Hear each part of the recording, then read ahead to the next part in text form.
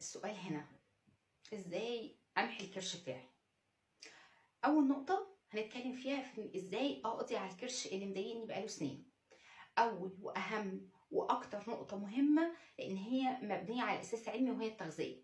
زي ما كان عاداتي الغلط هي السبب في ظهور الكرش بتاعي، لازم يكون تغذيتي السليمه واكلي الصحي هي السبب في ان انا احصل على بطن مشدوده وانزل كميه الفاتس الموجوده فيها.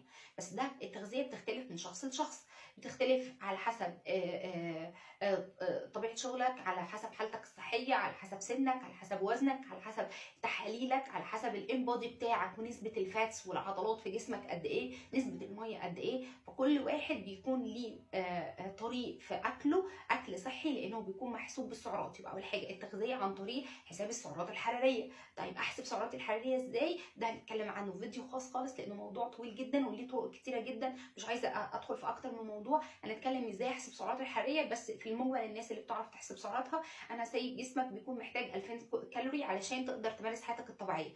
انا ببدا انزل منها 500 علشان ابدا احرق في الدهون اللي احنا قلنا عليها، الدهون المتراكمه فين؟ في منطقه الكرش. يبقى اول حاجه التغذيه عن طريق حساب السعرات الحراريه المناسبه لجسمي انا بس، وانزل منها 500 علشان ابدا احرق في الدهون المتراكمه في منطقه الكرش.